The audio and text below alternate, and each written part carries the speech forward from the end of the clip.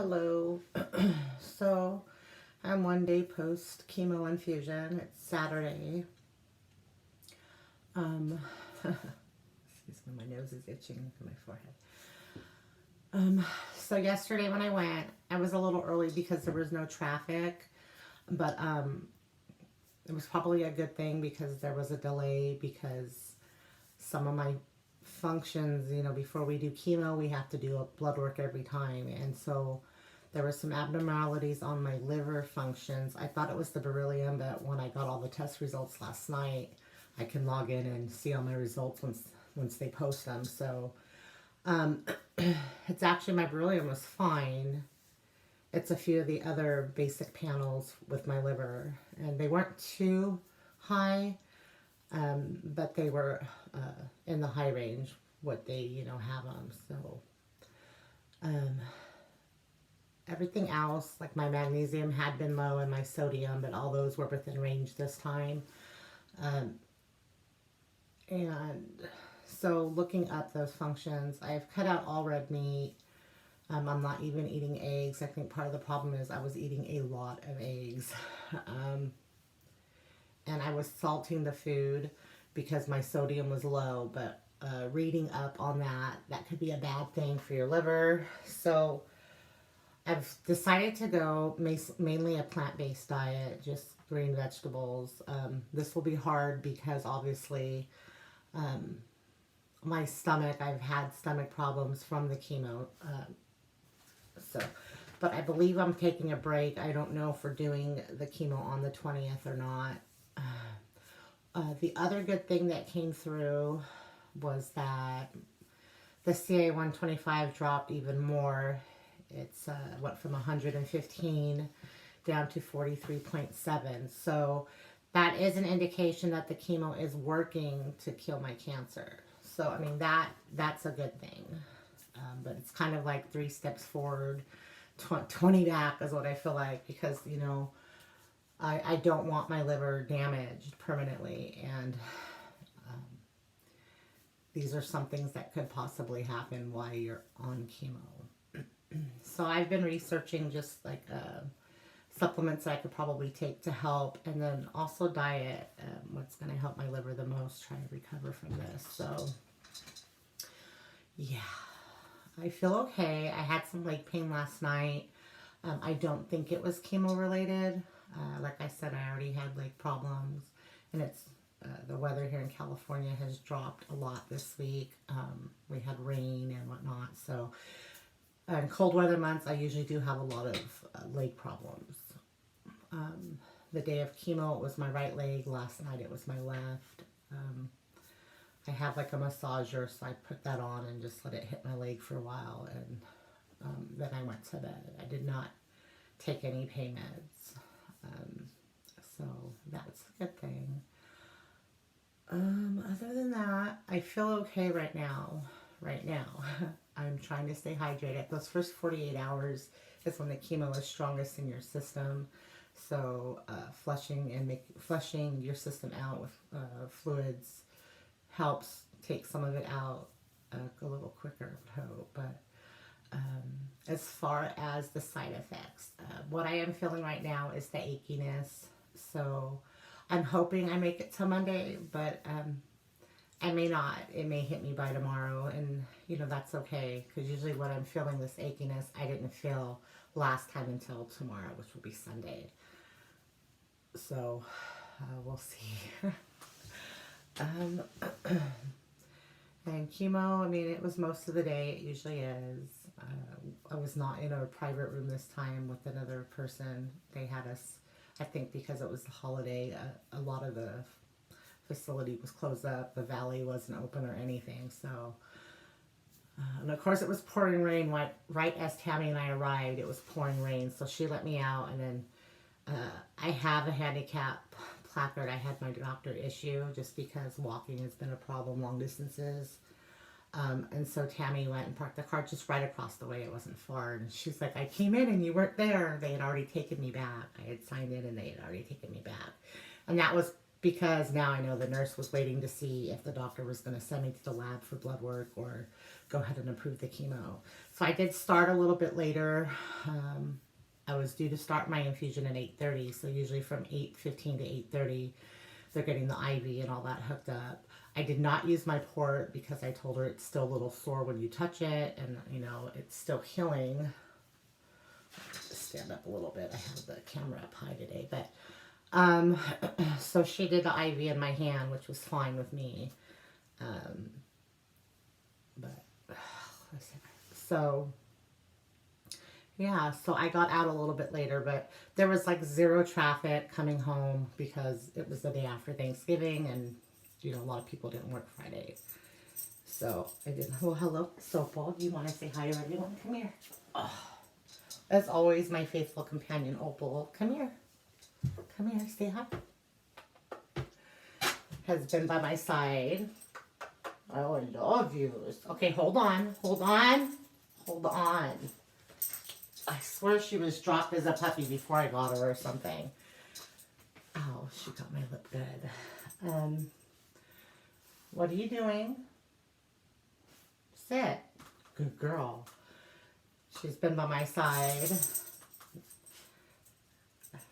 And so, yeah. Thanksgiving, of course, I got sick.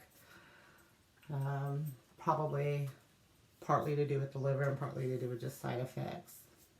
So, I ended up leaving my parents' house fairly early after we ate. Not long after we ate either. And I didn't eat a lot. I mean, I probably ate less than what a 3-year-old would eat. And I was sick. So, it was a long ride home because we took the side streets because it was pouring rain. And the freeway was a little crowded, so my husband took the side streets, which were slightly flooded in areas, but by the time we got closer here to our house, the rain had stopped, so I mean, that part of it was good.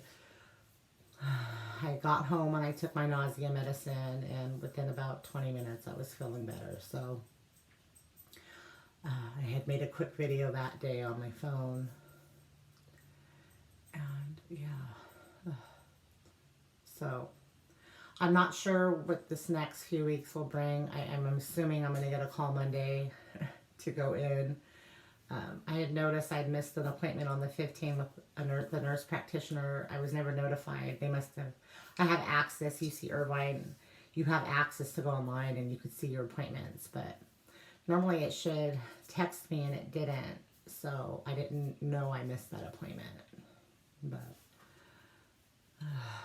so I'm assuming Monday the doctor's office will call. They're going to be calling because after this round, this infusion, I'm supposed to go back in to get retested. And that's the CT scans and whatnot, blood work, all that. So we can see where I'm at. My sugars were absolutely astronomical yesterday.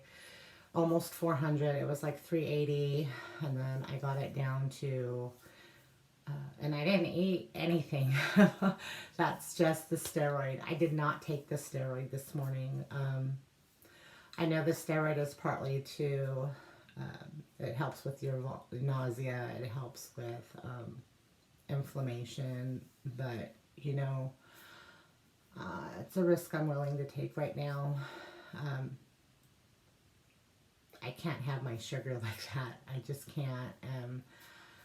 I woke up at 179, which is normally, it's like it said, it fluctuates between 140 and 180 in the mornings, and there's nothing I can do. I don't eat after a certain hour. That's just strictly the stress of my body, and I do take a long-term insulin at bedtime, and I can't imagine what they would be if I wasn't taking that long-term insulin at night. Because once I'm up and I dose my morning insulin and I eat breakfast, and the numbers drop, and they stay dropped. But the nighttime insulins are just... And I used my CPAP, so... the doctor, when I talked to her briefly, they had called, and I said, you know, my morning numbers are just, they're still high. And she said that is like what they talked to me about when I was inpatient. My body is just so stressed, and you know, from the cancer, the chemo also puts stress on your body, and you know, I'm on a lot of meds, and so it's just very stressful on your body. So the stress of that raises your blood sugar. Now add into that this steroid I'm supposed to take for 3 days after chemo, or 3 days chemo and 2 days after, which raises it even more. I hadn't been in the 300s that high since October, so that did not feel good. So I am feeling okay this morning. My stomach is slightly queasy, and I'm sure that has to do with the fact that I did not take the steroid, but I really feel that it's more beneficial for me not to have it at this point. I can deal with this queasiness if I have to. Some other things in my life, not cancer related. We got our oldest daughter a puppy, an early Christmas present. I was gonna initially get the puppy, and I wanted to keep her, but before I even picked her up, I knew that my husband and I had talked, and I said, you know, my puppy Opal, my fur baby, she has been really good for me as an emotional support animal. She'll be a year with me here at the end of December. And I got her for that reason. I am bipolar, and she's really helped me a lot, and she is just my little faithful little baby. She's, you know, when I'm not here, they tell me how depressed she is, and when I came home last night from chemo, she was just dancing around, and she was so happy. I had to pick her up, and I have to hold her to calm her down, so she calms down once I'm home.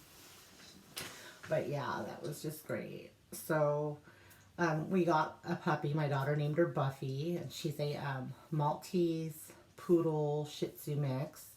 One of my other daughter's friends, they have 2 dogs.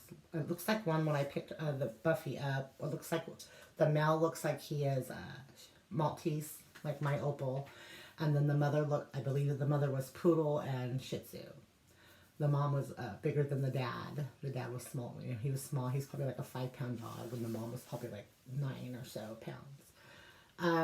So we got her a little puppy, and I took her, and it's been good for her. It'll be good for her. The puppy is adorable. Like, she's gonna be sassy like my Opal, because I was bathing her with the little pet wipes, and she was growling at me as I was brushing her little her hair out. She was growling. I'm like, oh, who are you growling at? So, fur babies are much better than people sometimes. They just love us. They don't have agendas. They just love us. So we got her fur baby, and that's, you know, it was a great price. Actually less than we would have paid at the pound. And that was our next thing, because I've been seeing all these, you know, they're euthanizing a lot right now because there's just too many. But one thing I did learn is Opal is not going to get a fur sibling. She did not like me around that little puppy. And then she wanted to play with her, but she didn't want the puppy next to me, because that's where she always is. So she had some issues with it. And she has issues with the cats. I have my youngest daughter lives here with her husband, and they have 2 cats. And then I have another cat that belongs to my oldest. But my mom has super bad allergies with cats, so I have my oldest daughter's cat Leia here, and Opal wants to play with them, but she's also very food aggressive and very aggressive when it comes to anyone around me. So I don't know. I mean, she just needs training, I guess. But yeah. So what else? Hopefully my husband and my son-in-law will fix my Christmas lights on the house. My husband put them up, and then he had my son-in-law finish, and we staple them on the house, and my son-in-law he stapled through the wire, and we lost the whole thing. So they need to get up there by tomorrow. I have a time limit on that. I also have a rug for my living room that I ordered, like, I don't know, 4 months ago, that's been sitting in the spare bedroom, and I'm asking them to please move the couch out and put the new rug down. Because the rug I have in there, I got at Ross for, like, I don't know, it was like $15. You could tell someone had bought it and returned it. but it's kind of faded, and it was like that when I got it. But for $15, I mean, geez. So, but I had purchased a new rug in early September, mid-September, and it's just been sitting in the office. And part of that is, obviously, I got sick and all that went down, and so, yeah. Oh, Bolt, no. No. She's trying to pull the towel. She just likes to chew on fabric. She's so weird. What else? Gosh, that's it, I guess. I mean, don't forget I have the giveaway going on. You gotta like, share, comment, subscribe to be entered into the drawing, which I believe I'm doing on the 12th of December. I'll go get a little basket to put it all in. I keep saying I'm going to go out, but it's a lot of work. I'm trying to be out of bed and walking about as much as I can, or out in the living room and staying busy while I can, you know. A lot of times the chemo makes you so exhausted, it's really hard to be active and even just to go walk. So, but they do encourage you, and they say that once you get going, it should get better. I haven't found that yet. But maybe, you know, this time could be different. We'll see. I did get, actually I should show it. When I was having my port placement, Tammy was talking to someone in the waiting room. So the gentleman was there with his friend, and he sent her a package because she told him she was there with her, we call each other sisters, that she was there with her sister, and I'm saving the FedEx so I can send the gentleman a thank you note. But his wife had also been treated there for stomach cancer, and she's passed away. But he sent me lidocaine. It's a prescription only, but he sent it so I can put it on my port.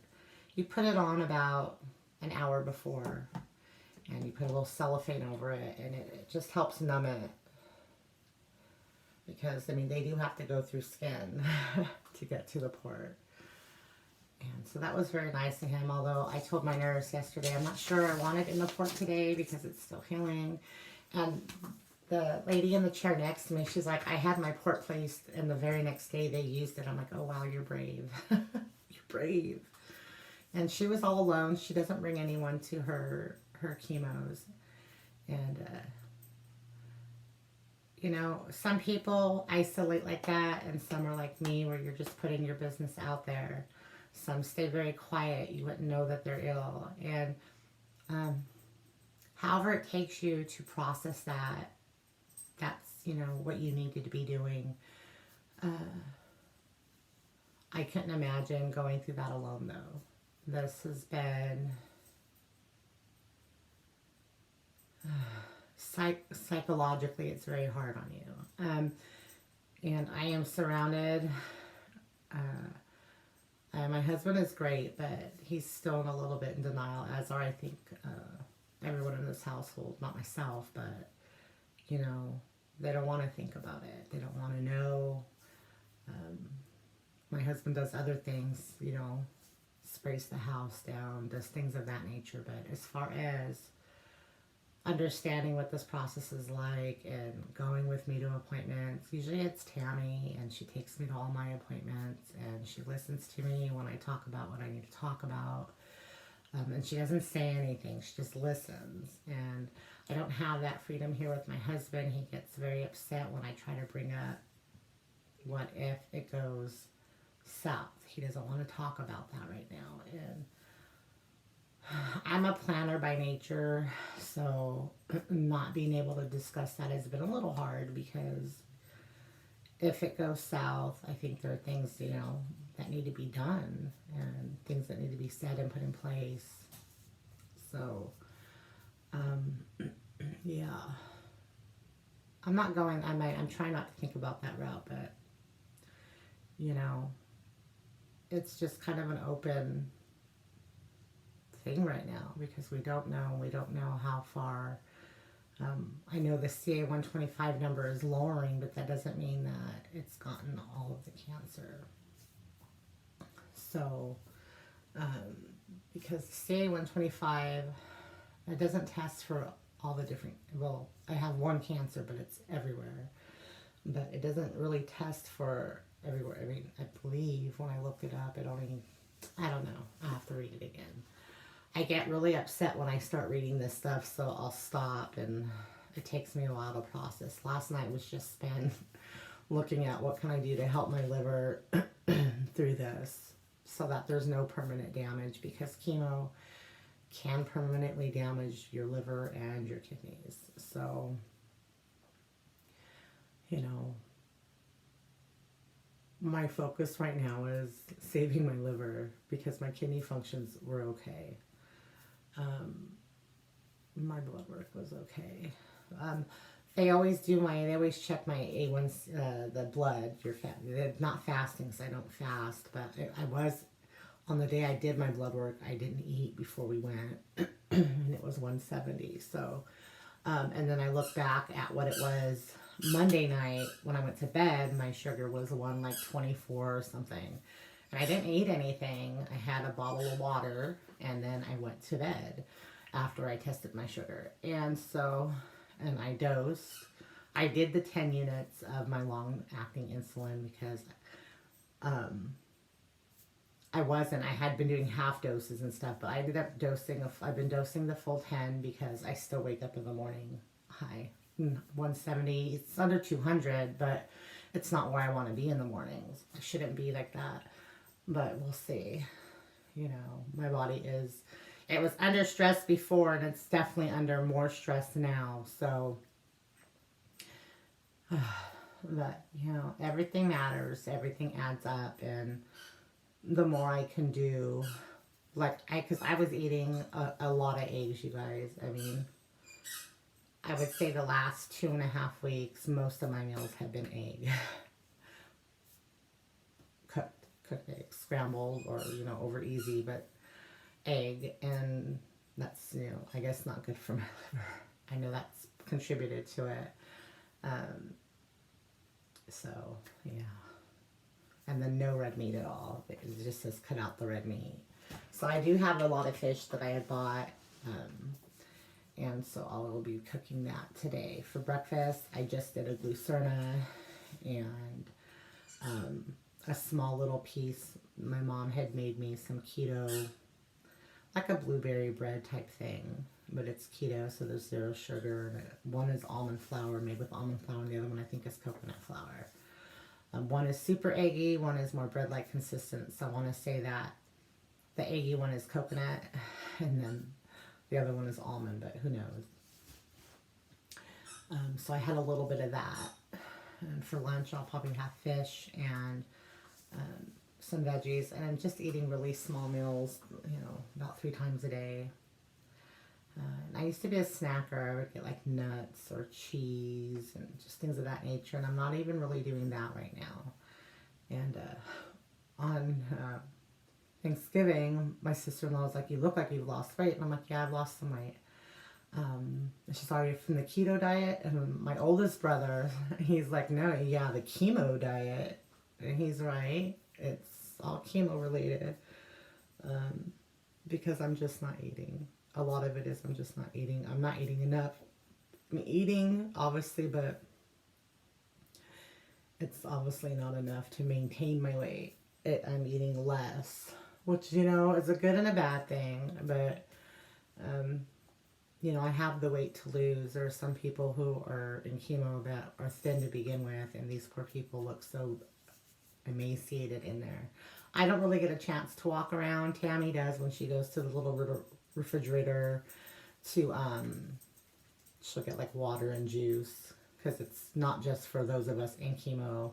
For those of us who bring our chemo sobbies, they can go in there and get water and whatnot, coffee, tea. So she goes and no opal, she utilizes that. I usually bring my own water because they have Nestle Pure Life, and I'm not really into Nestle water. They didn't have any glucernas that day, so Not a lot. They just only have a little bit of stuff. But and then we ordered in food because she had gone to the cafeteria, and for such a great hospital, their cafeteria is not that great.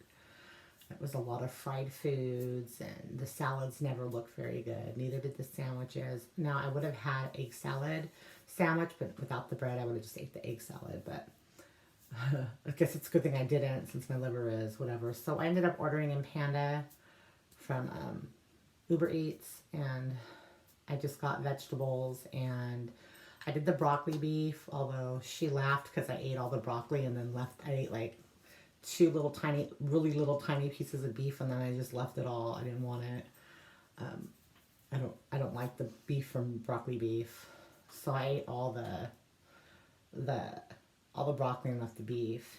And then we had gotten it with the shrimp, so I ate my shrimp, not all of that either. And then I had ordered a small broccoli beef, and I ate all the broccoli out of that, and then I threw the beef in my plate, and I told her you could take it home, or you can go throw it away, but I'm not going to eat anymore. I ate the veggies, and that's pretty much it. So yeah. My stomach is a little upset. And then I also read for the liver, it says coffee, and it's probably black coffee. I mean, I could sweeten it, but they're saying coffee and tea is good for your liver. I didn't specify what kind, but I would imagine it'd be black coffee. Which I don't really drink black coffee, but I mean, I can. I could add sweetener to it. But they're saying coffee is really good to help cleanse your liver, I guess. Crazy. And they also mentioned milk thistle. So the things they tell us is to not do a lot of herbal supplements while you're on chemo. But I think that after 48 hours, if I were to go buy that, it might help me. And then if I stop at 48 hours before, who knows? I don't know. But they tell you not to do a lot of supplements without talking to your oncologist. So my plan is to go buy it and then talk to my oncologist. I could write them online and be like, I'm going to take it. It should be okay because it supports your liver. So I don't know. So many things, a lot of people only listen to their herbologists or their natural remedies, but I think that's important this late stage that I do listen to my oncologist and try both. And she is fully aware that I am trying to do a more homeopathic remedies at home, and she knows what I'm taking, and she was okay with that. So my suggestion is just talk to your oncologist. There are so many people out there, you can beat this by doing this and that. You already have cancer in your body, and if you're like me and you're late stage, even if you're stage 3, that's a huge risk to take, to go natural and no chemo. It's a huge risk you're taking. Some of these people that are vlogging and have these things out there, they have very, very rare cancers. And yes, they eat naturally and whatnot, but they have rare, non-aggressive, slow moving cancers. If you have like breast cancer, ovarian, uterine, depending on what you have, even if it's non-aggressive, it doesn't mean it's as slow as those cancers. Now, chemo, some people will do chemo and then eat natural, but I'm not capable of doing this long term, and I'm going to be quite honest. As scared as this diagnosis was to me, if I had to eat clean like this the rest of my life, I don't know that I can do it. And that's saying something. I mean, I want to live and I want to be healthy, but to never have any type of anything, bread, pasta again for the rest of my life, I don't know. I mean, the sugar I could do, there's sugar-free options, but to never have pasta again, I don't know. I don't know that I could do that for 20-something years if I get blessed to, make it through this. But I don't know. I have made a lot of changes, and to that, and it's obviously been beneficial for me, but I'm in a house where no one else has made these changes. They do not eat as I eat. They bring in stuff all the time, and it's very, very hard to watch them eat like that and know that I can't. Um, so yeah, you know, my daughter the other night had macaroni and cheese, and I'm not a big macaroni and cheese eater, but when you can't have any of that, I was just like, oh gosh, can I just have like one little bite? I think I ate a single macaroni, and it was so good. But one of the things I did notice was how salty it was, and I was just like, wow. Wow. So, yeah. That is going to be all for this 30-minute video. I could go on and on because I'm a talker and I obviously need to let this out. But today I'm wearing the long wig. It needs to be trimmed so it frames my face better, but, you know, I've got to get to my hairstylist, and I don't know. I may leave it like this. I don't know. But, yeah. And that's it. As you can see, I'm no makeup again. My eyebrows this morning, I always go like this every morning, you guys. And they are starting to come out. So, which I noticed when I did my makeup on Thanksgiving, they're usually fuller. Like, I could see a lot of gaps where I couldn't see gaps before. So they are coming out. They're just taking their time. And I do have some hair. I mean, little tiny patches here and there. I'm glad that I just had the fortitude to take it off, because that to me is just even more traumatic than just seeing my head bald. So, yeah. I don't know. I may stick with wigs after this is all over. This is really easy to just put them on and go. You don't have to flat iron or style. This has been great. And this wig was also, I believe, $33.95 on Amazon. It's a synthetic wig, but it could have heat up to 300 degrees. So, I mean, if you want to take it to your hairstylist and have it, you know, better tailored to you, you can. This is just a front lace wig, so it's just, you know, in the front. If you were to lift the sides, you could see the cap through this area. So it's not a full lace wig, but your hairstylist can certainly do something with it. So, and this one's pretty heavy. It's a lot of hair.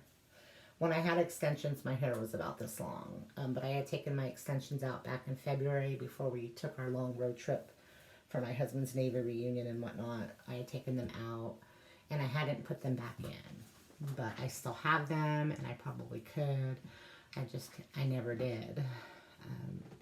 I had thought about doing it now for the holidays, put them back in, and now I have no hair.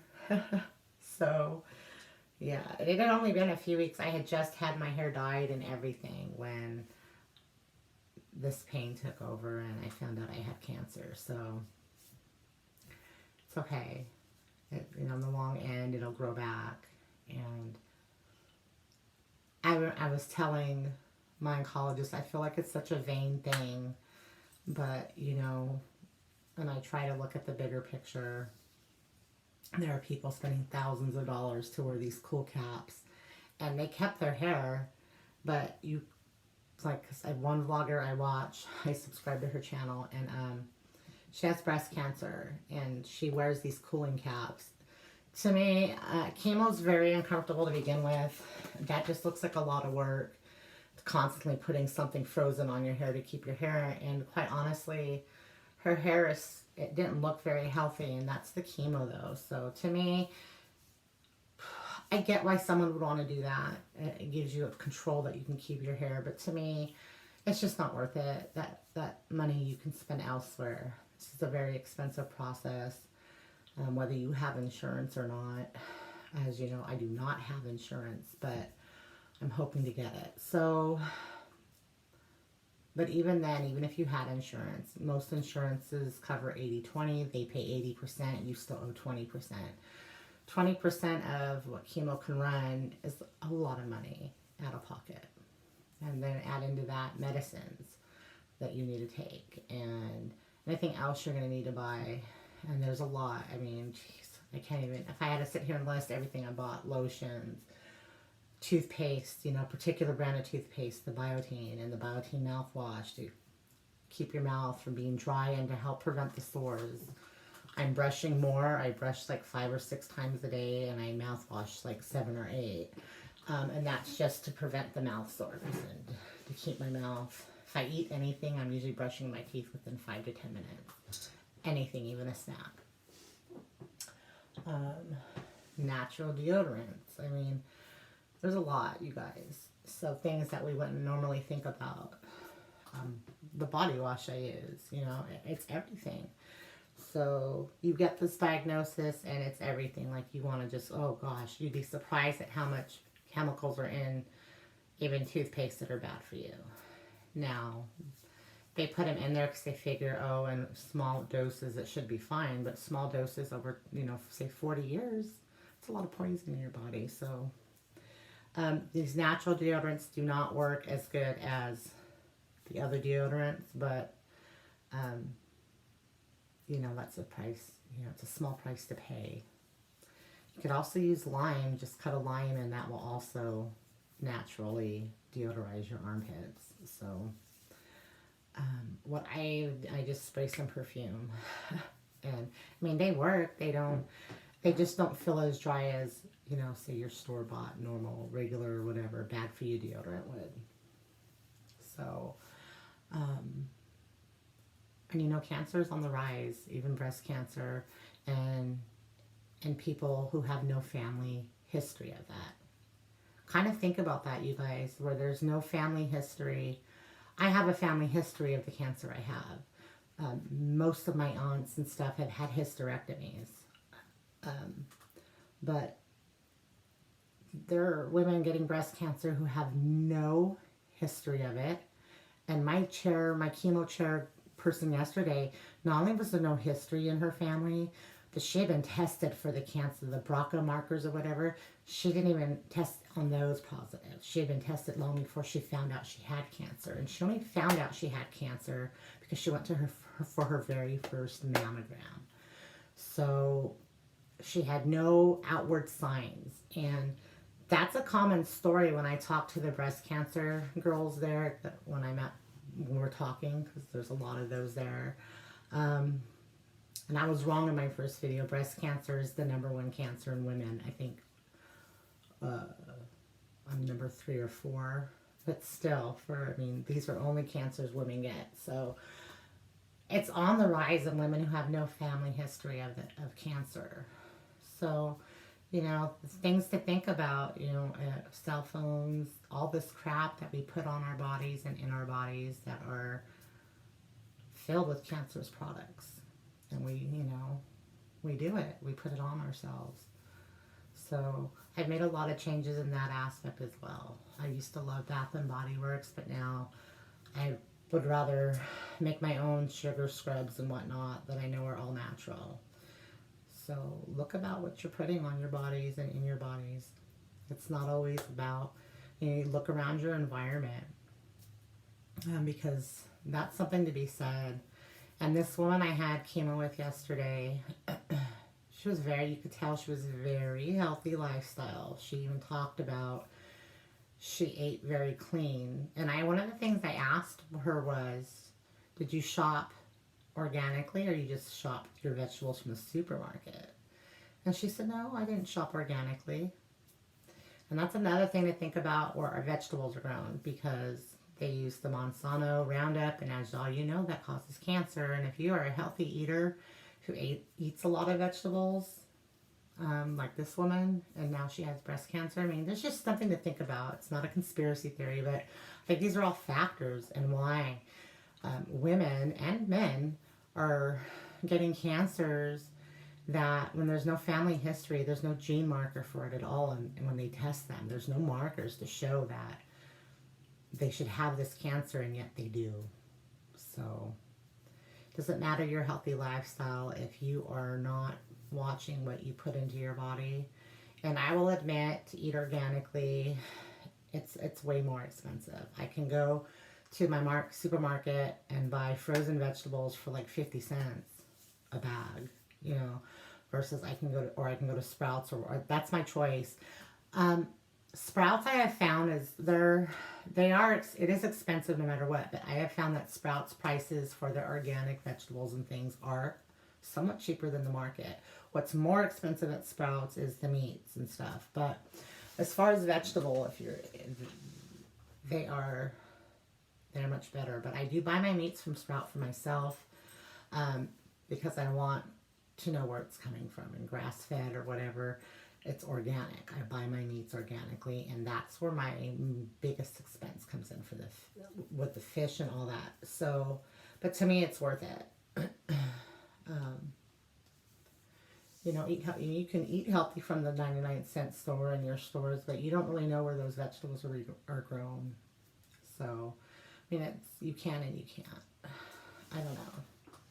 To me, it's just not worth it. Now, my oldest daughter, she's actually her doctor. We both see the same primary care. So my primary care obviously knows what's going on. And they had scheduled my daughter's next PAP and all that out for 3 years. And I told my daughter, you need to have her keep checking. Because my daughter is high risk. One, because it's our genetics. And two, she is overweight, which puts you at a higher increased risk for these cancers. Ovarian, uterine, endometrial. So they're going to do an ultrasound because she's starting to have, when I was her age, I had already had these problems, but I had already had her and her sister at 20, by the time I was 26. I was done having kids at 23. So both my daughters in the high risk category, but she has a lot of problems that I experienced at that age. And so, they're going to do an ultrasound to start tracking it. And I told her, that's good. You need to stay on top of this, because I think if any one of my daughters is going to get it, it will be my oldest. She seems to have fallen into that category with the same type of problems I experienced, which is terrible because from that age until just, this last year, it was just terrible. At the end, I couldn't work. 5 years ago or 6 years ago when I really stopped working, it was because it had gotten so bad that I couldn't work for like 2 to 3 weeks a month. So, yeah. And yeah. So I hope that's not the case for her. I hope they're able to manage it better for her. Now, there's some history there. So that's it. We're at 42 minutes. I don't want to keep you guys here all day. I know you all have lives. Hope everyone has a great weekend. I will try to post again. I'm trying to keep these up just so I myself have a record when I look back one day. Or if not, someone has a record of what this process is like. Of course, the process is different for everyone, but this just gives you kind of,